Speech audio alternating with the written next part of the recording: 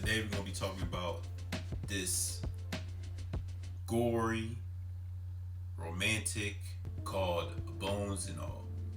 And it's directed by Luca Guadagnino, who y'all most probably know him for directing Call Me By Your Name with Timothy Chalamet and cannibal weirdo Army Hammer. And it's funny enough because this movie is literally about two cannibals falling in love. Now, before we go any further, let me go to the plot. A young woman on the margins of society, Marion, played by Taylor Russell, and a disenfranchised drifter, Lee, played by Timothy Chalamet, embark on a 3,000-mile odyssey through the back roads of America. However, despite their best efforts, all roads lead back to their terrifying past in a foul stand that will determine whether their love can survive their differences. Now, the interesting part about this movie is that the themes of it is about addiction. It's about morality. And it's about picking up the traits from the people in our lives, including our parents. And it goes deep into that, man. I don't want to spoil anything, but all I will say is Marion sees some things in her past, and it haunts her because she is basically doing the same thing as the people in her life have done. And she don't want to be that. She want to be a different type of person. She don't want to be a cannibal. She wants to be a different person. She don't want to be this cannibal. She wants to be a very moral person. But she can't control this urge that's inside her that's making her eat these people, that's making her feast on people's flesh and bones. And it's kind of scary in a way because no matter how many times, she tries to stop herself from doing all the things, she keeps doing it. And she never finds a way. Well, she finds a way, like she'll stop eventually, but most of the time she just can't help herself because that's who she is. That's what she was born with. That she got her traits from the people in her past. And I thought it was really interesting because it's the same thing when it comes to people doing drugs, alcohol, even corn addiction, like all that stuff, man. You see people try to stop themselves from doing all these. Well, some people can control it, but some people do it and they can't stop doing it. And it causes so much harm to not only them, but the people around them. And this goes the same way with this film. He's a cannibal. She can't help but eat people, and it just backs her away from all these other folks. And it's the same thing with Lee, Timothy Chalamet's character. He goes with the flow until he meets Marion. They are connected because they're similar traits of cannibalism. And it's like you know how Whitney. Well, it's not. I'm not talking about like the vibes. I mean like the addiction that they have. Like I'm gonna say this. So it's like Whitney and Bobby Brown.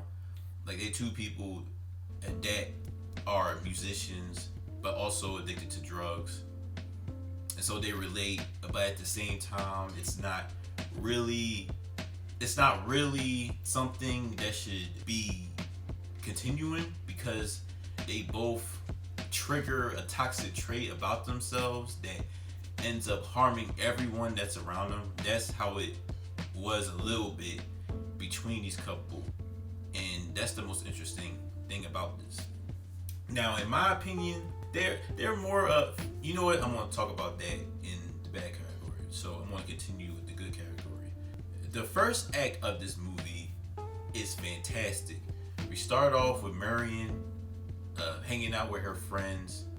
First she be with her pops, played by Andre Holland, who is absolutely amazing in this with the little bit of time he had in this movie. Starts out with, them being together, and they talk about, just be safe. He ended up locking the door in her room. And you're just wondering, oh, why are you locking the door in her room? Like, that's kind of weird. She sneaks out, goes to her friend's house. They doing, I guess, what, other girls be doing, doing their nails and all that. And then something happens, and it is so disgusting and so shocking. I mean, it shouldn't be shocking, but when you see it, it's like, man, did she just do that? And then they had to run away because of her actions. And that's all I'm gonna go with that. So the first act of that movie started off the tone in a fantastic way. Started off, I'll just say it just has a sinister tone to it. And that's how it started off. Now, in my opinion, it was more of a character study a little bit than the romance. And I'm gonna get, like I said before, I'm gonna get to the little bit of bad when it comes to, it's not that the romance was bad or anything, but I was really intrigued by how they followed this girl, with her cannibalism in her day-to-day life. Like, what does she eat? Does she eat anything else besides, eating human flesh? How does she fight her urges? How do people around her be around her knowing that she's a cannibal? Does she eat, like I said before, does she eat other stuff? How does she fight it? All these questions that I have in my head, they kind of like answered a little bit with the way she, go to breakfast. She eat eggs, she eat pancakes, she eat all that stuff. But it's just that when it comes to human flesh, she just can't help it. It blackens her eyes. You know what I mean? Like, how a shark just smell blood and their eyes just blacken? That's how she is when it comes to seeing human flesh. Now, the character growth of Marion was really good. I really like how we started off her character being by herself, being home trained by her dad, not knowing anything in the world really because she was more homeschooled and wasn't really around other people because of her cannibalism and her dad trying to protect her and everything. But she learns harshly about the real world and that it's not, everything's not black and white. People are going to do what they had to do to survive, and that she's going to have to look at herself and realize that this is just who she is, and she's just going to have to fight every day with her urges and learn how to, not only protect herself, but to protect the people that she, cares about. After that, I just want to say Taylor Russell is so great in this. She's dope. She gives off, she gives off innocence, but at the same time, she is terrifying with the way she just eats people because you don't know when she's going to do something and when she's not going to do something. And she's so fine, bro. She's so fine. Like, she looks, I think I have a type, bro. I really do think I have a type because she looks like Zazie Beetz a little bit. I'm not going to hold you. But she's great in this, and her acting was really well. Really, really well. And I just love how she expressed herself, how much charisma she had, because if it was any other league, it would be kind of boring, I wouldn't be intrigued like this. But Taylor Russell carried the whole thing, and it was really good. I like her. I also like Timothée Chalamet. He gives a really expressive performance. Like, at first, it's like he didn't care about anything. He was free. He can do whatever he wanted. But then once he met Marion, things changed. He was able to express himself because they were so close and all that. And I really love his acting. But the two highlights for me in this movie was Andre Holland, which I explained before. He was a loving father. He has this voice where you're able to listen. Because I believe this movie is based off a book. And it did feel like reading the book once you watch the movie. And once he narrates to Marion, Taylor Russell's character, through these cassettes, he tells her, oh, your mother was this and that. I tried to help you out when you were a child, and I thought this was going to happen to you, and you needed a better life. Like, you was able to feel that because of his narration through his cassettes. Even though he wasn't on screen like that, he had a believability with the way he just speaks to you. So I really thought his performance was really great. And Mark Rylance was the highlight of this movie, man. At first, like, through his other movies, people talk about Mark Rylance like he's one of these top actors, and he's good, but I'm always like, he's alright, but I ain't like crazy over his acting. Like how it was with one of Christopher Nolan's movies. I forgot what it was called, but it had something to do, with World War II or World War One. I don't remember. And one of his other movies. And I thought Mark Rylance was like, alright. But here, for some reason, I just really love his performance. He was funny. He was creepy as hell. I was weirded out every time he was near Marion because he had some interest in her. And it was just weird. And you can feel like the vibes was just, but you also feel sympathy for him a little bit because of the way he is. And man, Mark Rylance was just really good here. And I love his performance as Sully. Because that's his character name, Sully. The weird, creepy dude with the ponytail. Man, it was really good. I really enjoyed his performance. I don't know, he probably not gonna get nominated, but it was a really good performance, and I really enjoyed Mark Rylance as Sully. The whole cast was really great, so it ain't really nothing I can say about that. Taylor Russell, Timothy Chalamet, Andre Holland, Mark Rylance, all these actors and actresses were just really good.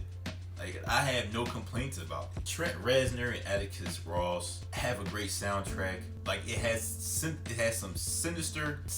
I can't really describe it. It's like, on one hand, it's innocent. It's like a Steven Spielberg romantic type of score, but at the same time, it has some sinister vibes to it. Like it just felt like something was about to happen. The Conjuring or some shit like that, and it just creeps you out.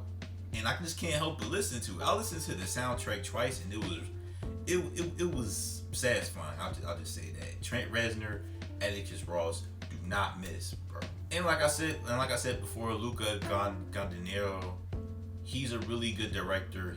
I didn't watch Call Me by Your Name, but here it was really well directed, really well edited. Great sound. The way they use sounds here, it was just amazing. The sound, you can hear their footsteps. They use certain sounds to impact a certain scene. I'll just say that, and you can really feel the impact of those edits that he put in. So let me just get to the bad. Now, I wouldn't say it's really bad. It was just like they could have done something better with this movie.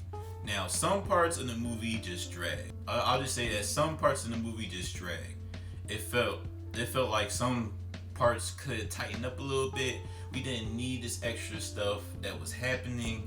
Like a few minutes into the movie, it was just like, all right, can we just get to the point? Can we go to this point here? Because we gone a little too much over here. You gotta tighten it up a bit and continue the momentum that was going higher and higher. You don't want it to go and then go high.